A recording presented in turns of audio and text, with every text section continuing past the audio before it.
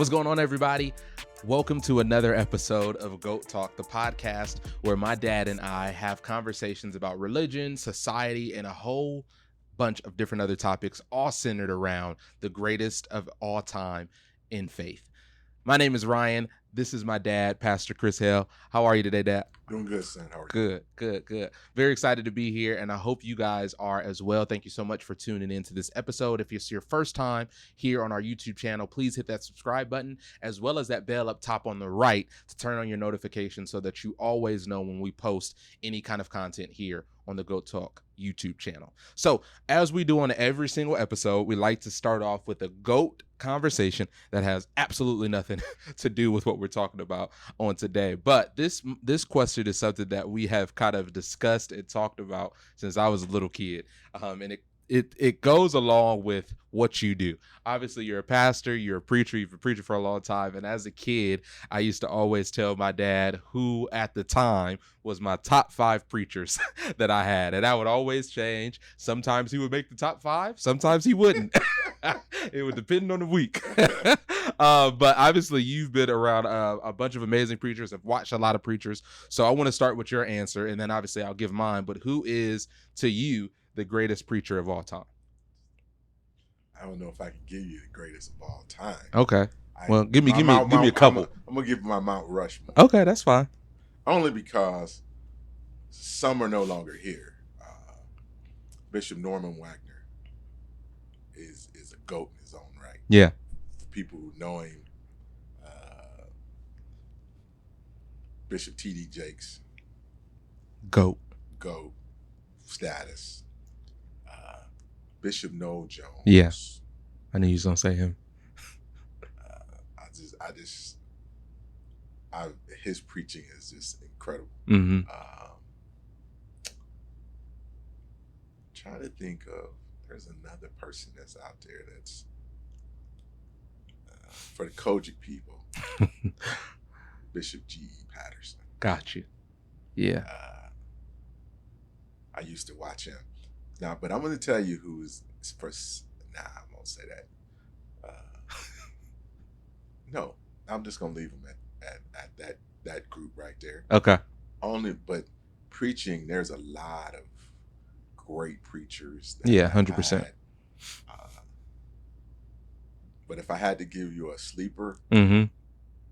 would probably be my mentor, Bishop Joey Johnson. Gotcha. And that sleeper is that sometimes people they call people GOATs because they know about them. Yeah. But when you've been around them, if I'm talking about character, integrity, that's huge.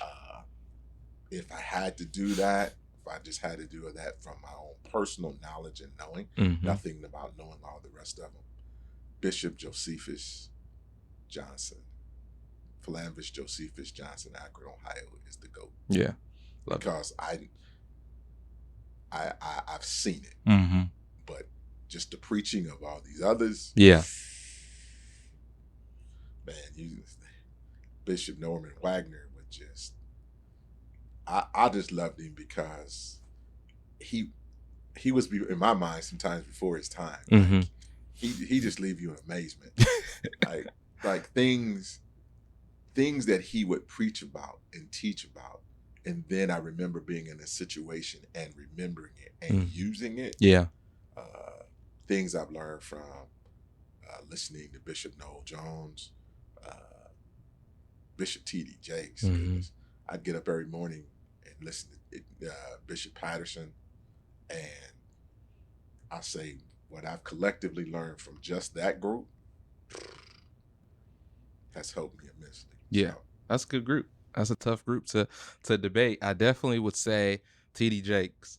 I mean, he's huge. He's transcended all of the time. So that's a great one. I definitely think if I had to give a GOAT in the making, if you will, that I think somebody that could be, he's one of my favorites today, is definitely Dharius Daniels. I love Dr. Dharius Daniels. I think that he's phenomenal. PD! Did you hear what I just said? That's some stuff. Yeah, I love Dharius Daniels. Okay, So yeah, that's my guy. So shout out to Dharius Daniels. Yeah. Yeah, so that's You definitely a said goat. in the making. Goat in the making. Yeah, Okay. yeah, not a goat yet. Okay. Goat in the you. making. Goat in the making. So I got so yeah, I got a lot of love for him. you. No. So today's conversation, or topic, should I say, is definitely going to be a good conversation, I believe, around your calling.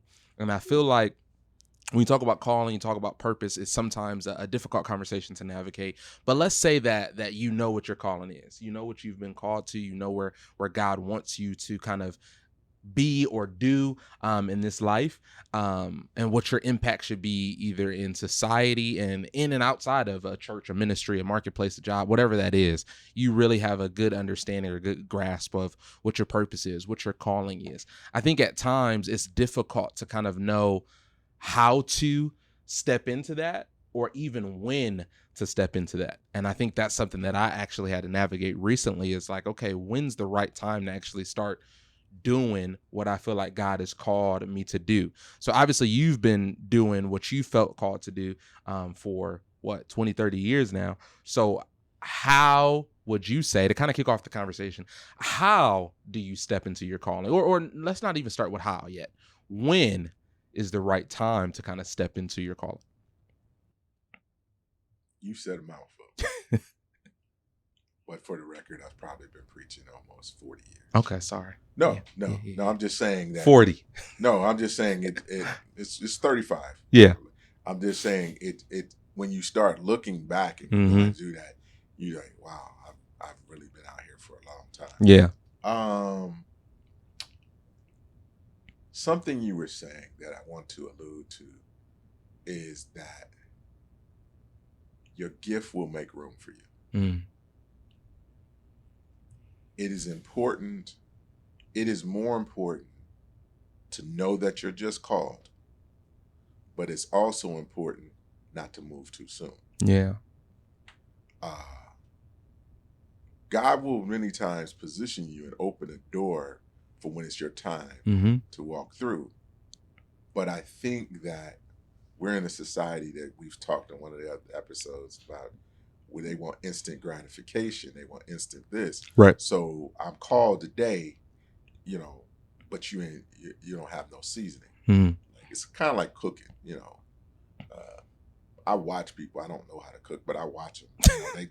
They take their time preparing a meal. So I think what's most important is not so much of when, but what do I do while I'm waiting? Because God's going to give you a win, but are you prepared for that win? Because depending on what you're called to do, that win can just take over and you don't have time to prepare. So what I was told and what I tell people and what I've did myself is when you know you're called and you know what you call, you prepare. Yeah. And I think that, and the win is when God is ready to open the door. mm-hmm. And I think some of the real challenge is sometimes people want that win before they're seasoned. Mm-hmm. And that's what causes them to crash and burn. Yeah. The premature timing of walking into it. Birthing a baby. They say birthing a baby should take 9 months. It's not that a baby can't live through premature birth. Right. But with all things, like if a doctor had their way, they want that certain timing. So that gives everything in the baby to grow properly. Exactly. There's less what am I looking for? Less fatality rate. Yeah. Yes. Infant mortality rate. And the problem with that is what helps the mother help the child grow is what's fed.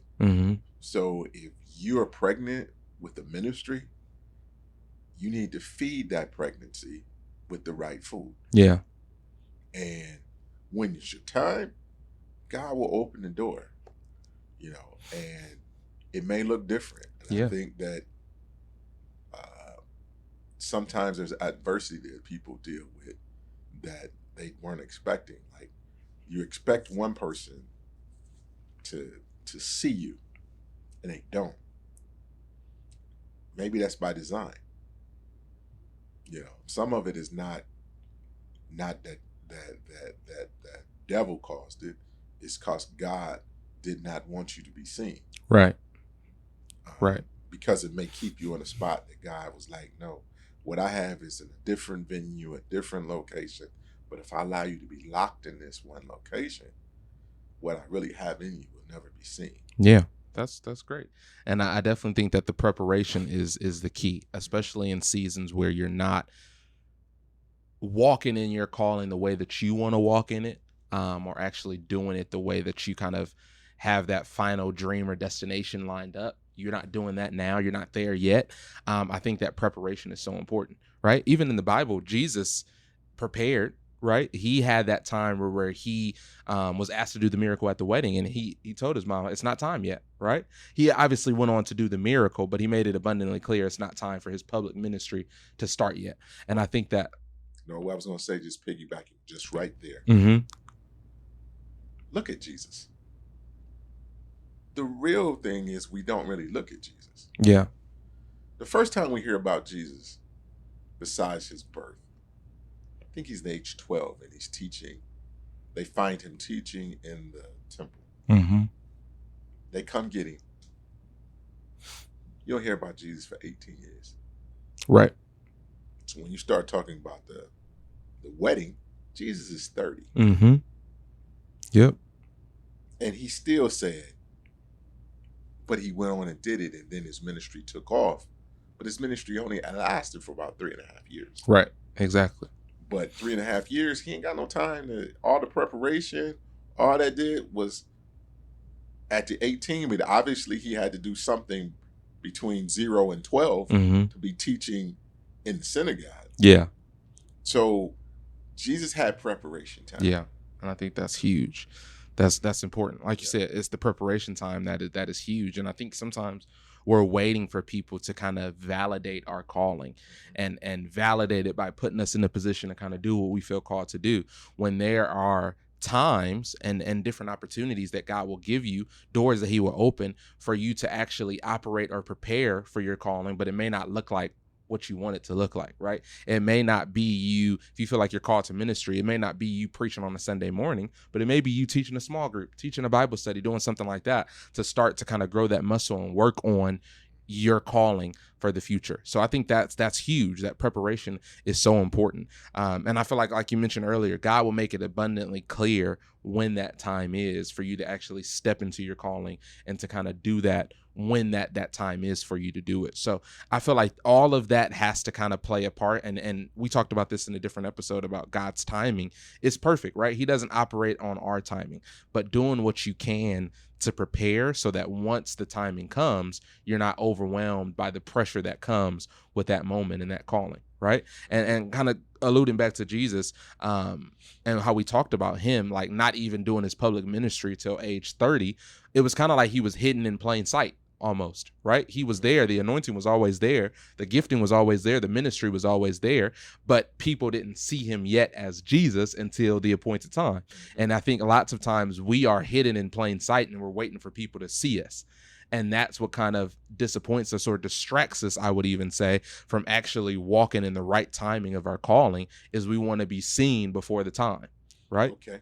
I'm glad you did that, because I'm going to use you as an example. I love that. You mentioned in a prior episode going through something with your whole job situation. Right.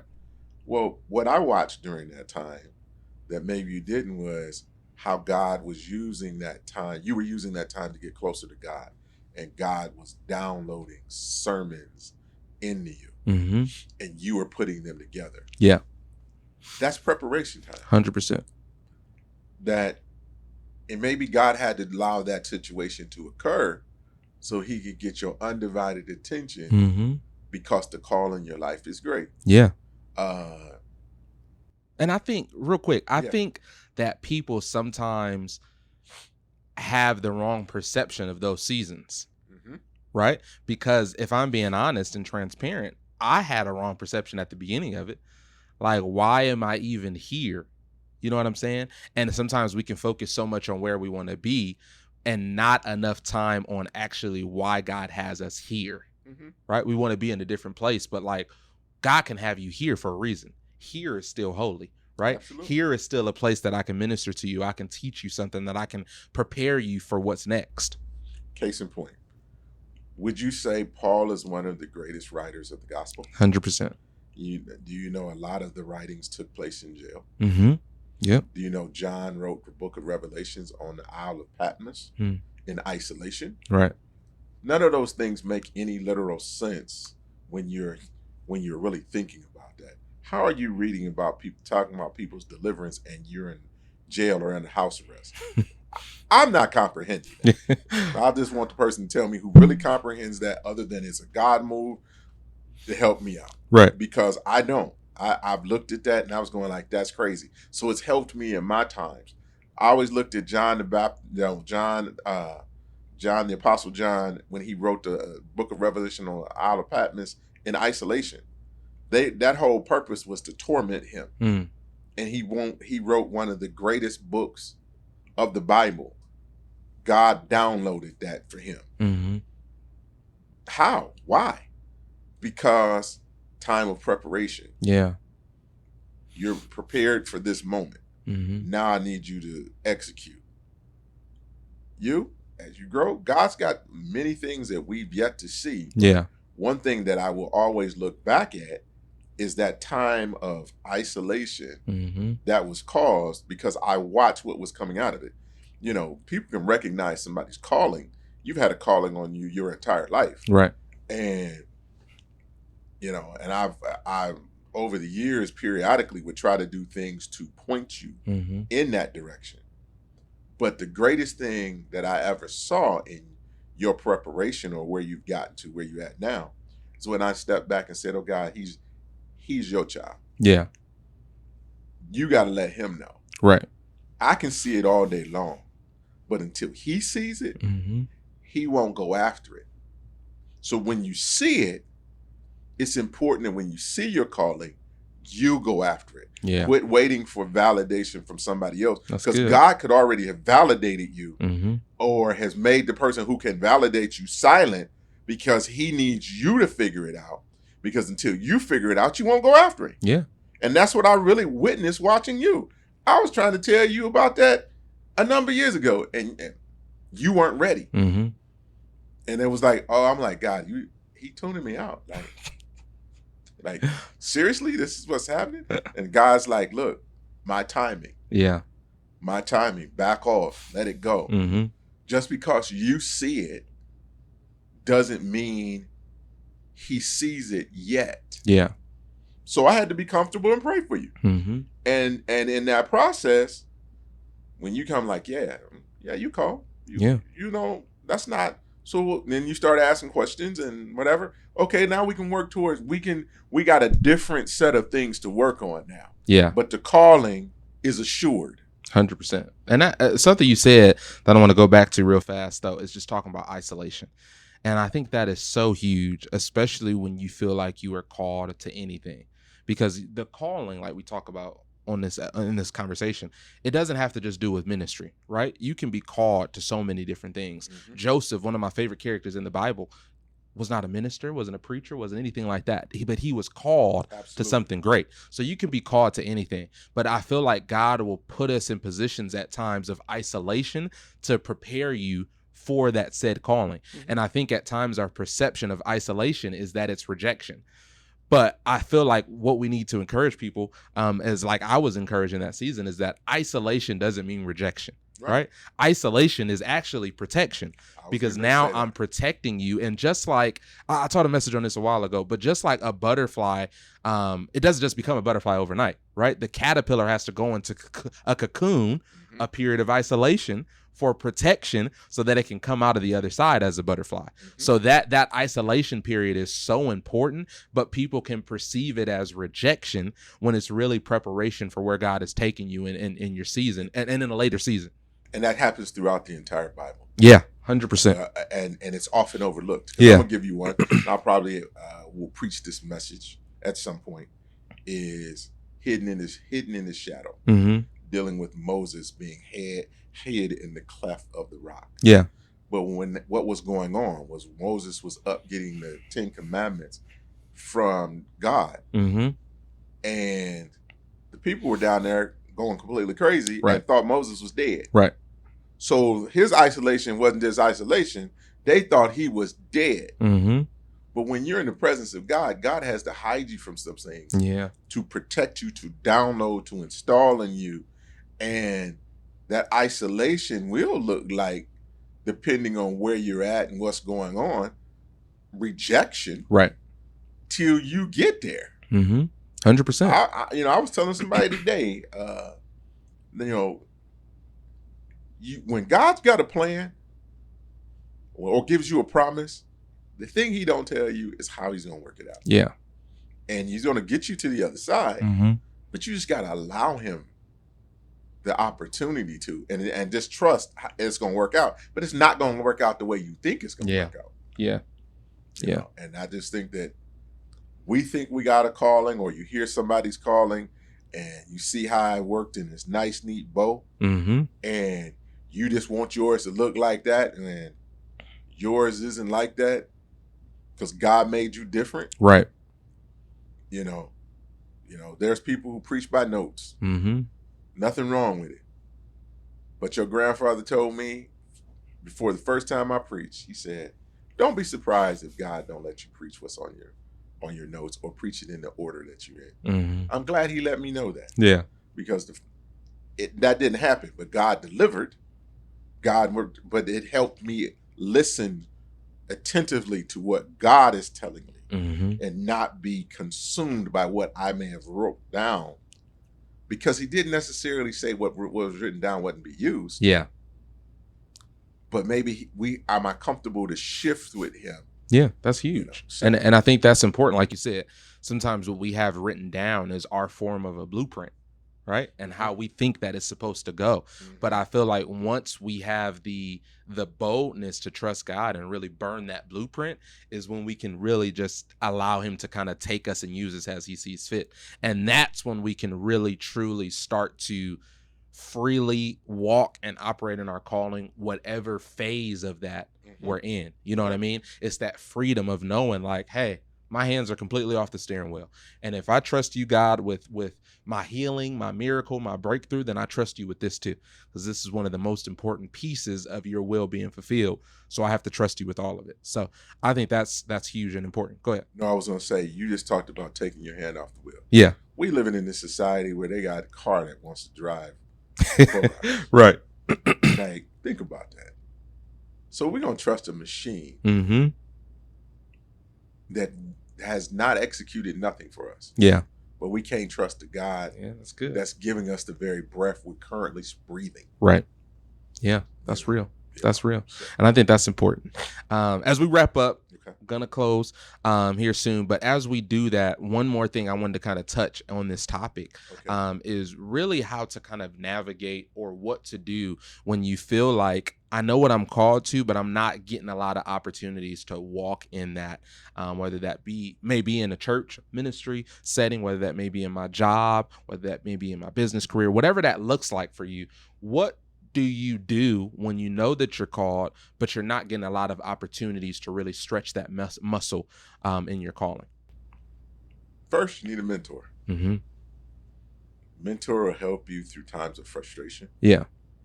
Mentor can help point you in ways that you can get opportunities. If you're very eager to speak, there's always going to be places that are uncharacteristic, like a nursing home. Yeah. Like going to the prison, seeing if you can be part of the prison ministry. But I always tell people, don't rush that. If you have a speaking ministry of any type, sit down and hear from God. Begin to write out your thoughts, your blueprints. Right. Because God has a purpose and a plan if he starts sharing with you. Mm-hmm. Because I think it's more key to be able to hear God than to figure out what I'm going to do. So yeah. I would say, you want to hear God. You need a mentor. And be patient. Yeah, that's huge. That's huge. I think those are a great three, honestly. Another thing I would tell somebody is really try to figure out, kind of like we've been talking about the whole time, how you can create opportunities of preparation even in your own way. For me, know that I'm called to speaking and teaching God's word in a public way, but I wasn't getting what I felt like were a lot of opportunities in the past, but I still felt like I needed to stretch that muscle. So for me, it was creating videos for social media, doing talk shows, podcasts, different things like that to still stretch that muscle and utilize that in a way that could still reach people, touch people, engage people, but it was actually preparation for where I knew God was calling me down the line. So find creative ways, unique ways to kind of prepare for where God's calling you. You touched on some because you've been doing it. Yeah, that is true. Mm-hmm. You most of the people carrying around a phone. You want something to say? Go live. Exactly. Shoot a share video, do something. Minute, yeah. Mm-hmm. And just build off of that. Yeah. And whether that's in speaking or business, Yep. There's so many different ways that you can do it wherever your sphere of interest or calling is. So just try to figure that out, and I think that's a good way to kind of get started in that area. So, man, another great conversation, I would say, on Goat Talk. And I say that every time. Obviously, I'm biased, but I really enjoyed this conversation today talking about calling, and we hope that you guys did as well. And we really hope this is not your last time tuning in to Goat Talk, but we love you guys. We hope that you enjoyed this conversation, and we will see you all soon.